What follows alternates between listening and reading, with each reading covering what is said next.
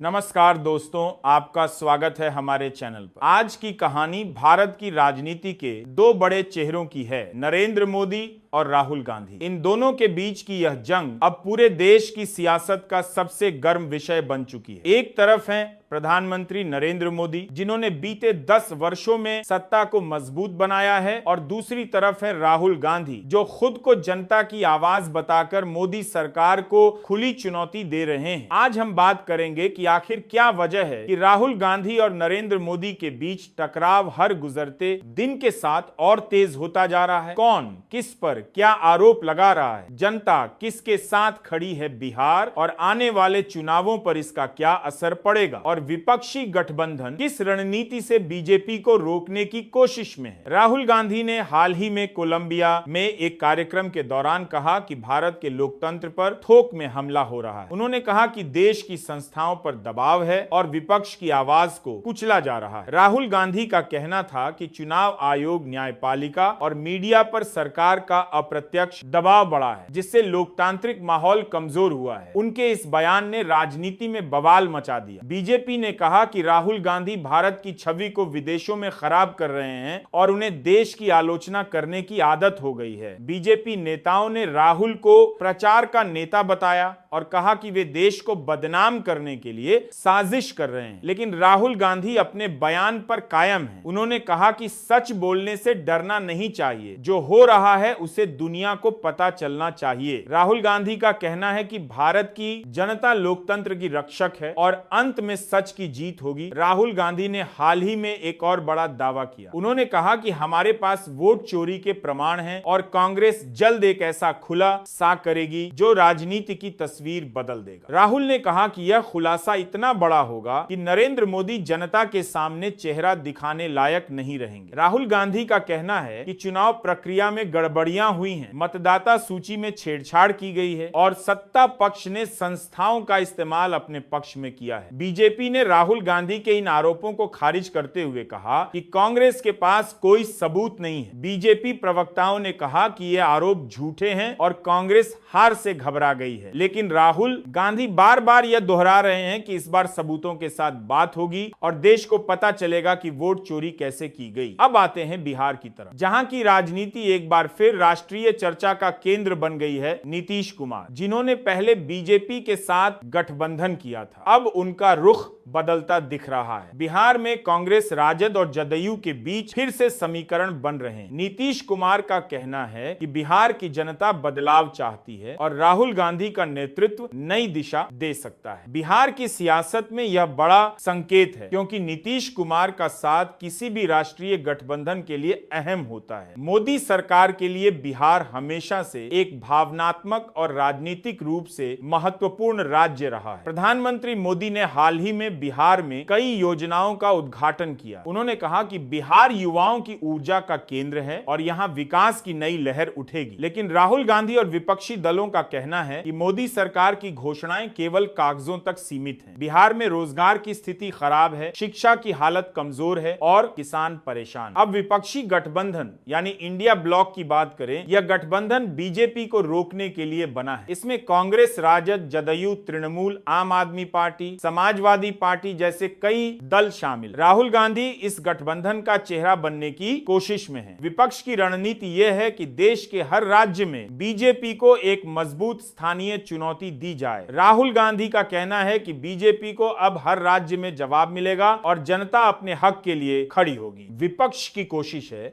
कि राहुल गांधी को एक ऐसे नेता के रूप में पेश किया जाए जो मोदी के सामने सीधी चुनौती दे सके। राहुल गांधी का संदेश साफ है कि यह लड़ाई सत्ता की नहीं बल्कि लोकतंत्र की है। उन्होंने कहा है कि जो लोग भारत को डर और नफरत की राजनीति में बांट रहे हैं, उन्हें जनता जवाब देगी। विपक्ष का नारा है देश बचाओ, संविधान बचाओ और मोदी हटाओ। वहीं बीजेपी का पलटवार भी उतना ही जोरदार है। मोदी ने हाल ही में कहा कि विपक्ष का इंडिया गठबंधन सिर्फ सत्ता की भूख से पैदा हुआ है। उन्होंने कहा कि ये लोग अपने स्वार्थ के लिए एक साथ आए हैं। जनता इनका असली चेहरा पहचान चुकी है। मोदी ने विपक्ष पर तंज तंज कसते हुए कहा कि जिनके घर खुद बिखरे हैं वे देश को एकजुट करने की बात कर रहे हैं। अब बात करते हैं जनता की मनोस्थिति की। जनता इस समय दो हिस्सों में बटी दिखती है। एक हिस्सा मोदी की नीतियों को सही मानता है। उसका कहना है कि मोदी ने भारत को वैश्विक मंच पर मजबूत बनाया है, देश की अर्थव्यवस्था को संभाला है और योजनाओं से गरीबों को फायदा पहुंचाया। वहीं दूसरा हिस्सा यह कहता है कि मोदी सरकार ने संस्थाओं पर नियंत्रण बढ़ाया है, बेरोजगारी और महंगाई पर कोई ठोस कदम नहीं उठाया। राहुल गांधी का समर्थन करने वाले कहते हैं कि राहुल ने कम से कम सच्चाई बोलने की हिम्मत दिखाई। राहुल गांधी की छवि पहले से कुछ बदली है। भारत जोड़ो यात्रा ने उन्हें जनता के करीब लाया है। कई जगहों पर युवा वर्ग उनसे जुड़ता दिख रहा है। वहीं मोदी अभी भी अपने करिश्माई नेतृत्व और मजबूत प्रचार तंत्र की वजह से बड़ी पकड़ बनाए हुए। मोदी सरकार ने विकास और राष्ट्रवाद को मिलाकर एक ऐसी राजनीतिक रचना बनाई है जो जनता को भावनात्मक रूप से जोड़ती है। अब चुनाव की ओर बढ़ते हैं। अगले आम चुनाव तक विपक्ष और बीजेपी दोनों की तैयारियां जोरों पर है। बीजेपी की कोशिश है कि मोदी सरकार की उपलब्धियों को जनता के बीच ले जाया जाए, जैसे कि digital India, make in India, Ayushman योजना, पीएम किसान योजना और बुनियादी ढांचे के बड़े प्रोजेक्ट। बीजेपी चाहती है कि जनता विकास और स्थिरता के नाम पर फिर से मोदी को चुने। दूसरी तरफ विपक्ष की रणनीति है कि जनता के मुद्दों को केंद्र में रखा जाए, बेरोजगारी, महंगाई, शिक्षा और लोकतंत्र की स्वतंत्रता। राहुल गांधी लगातार यह कह रहे हैं कि भारत को ऐसी सरकार चाहिए जो सबकी सुने और सबको बराबरी का हक दे। राहुल गांधी कहते हैं कि मोदी सरकार में लोकतंत्र कमजोर हुआ है और अब जनता को खुद खड़ा होना होगा। अगर हम बिहार के संदर्भ में देखें तो वहां की राजनीति देश की दिशा तय कर सकती है। बिहार हमेशा से परिवर्तन की भूमि रही है। अगर बिहार में विपक्ष मजबूत हुआ तो यह राष्ट्रीय स्तर पर बीजेपी के लिए खतरे की घंटी होगी। राहुल गांधी इस बात को समझते हैं, इसलिए वे बिहार में लगातार सभाएं कर रहे हैं। उन्होंने कहा कि बिहार ने हमेशा देश को नई दिशा दी है और इस बार भी बिहार बदलाव का नेतृत्व करेगा। नीतीश कुमार की भूमिका भी यहां अहम है। अगर वे पूरी तरह विपक्ष के साथ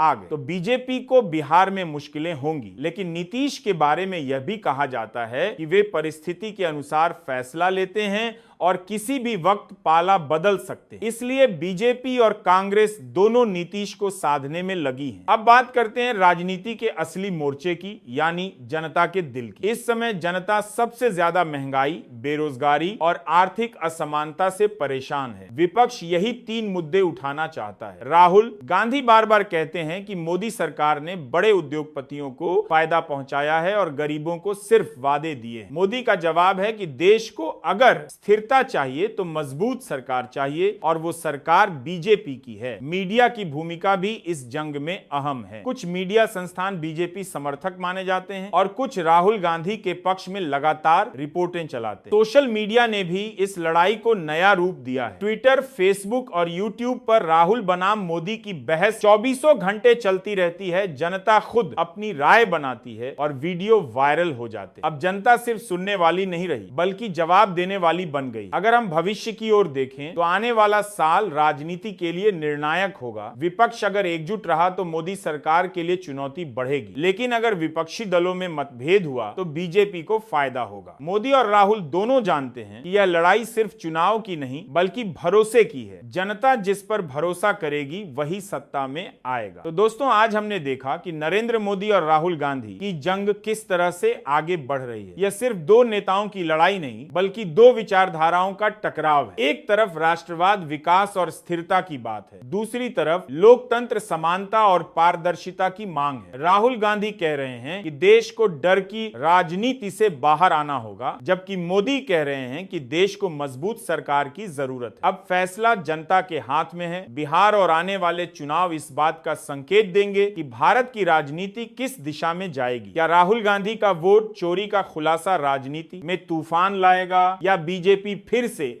अपने प्रचार और संगठन के दम पर जनता का भरोसा जीत लेगी? यह वक्त ही बताएगा। आपकी क्या राय है? क्या राहुल गांधी सच में जनता की आवाज बन रहे हैं या ये सिर्फ राजनीतिक बयानबाजी है? क्या मोदी सरकार के विकास के वादे जनता को फिर भरोसा दिला पाएंगे? नीचे कमेंट में जरूर बताइए। अगर यह वीडियो आपको पसंद आया तो इसे लाइक करें, शेयर करें और हमारे चैनल को सब्सक्राइब करें। हम फिर मिलेंगे एक और नई राजनीतिक कहानी के साथ। तब तक के लिए धन्यवाद।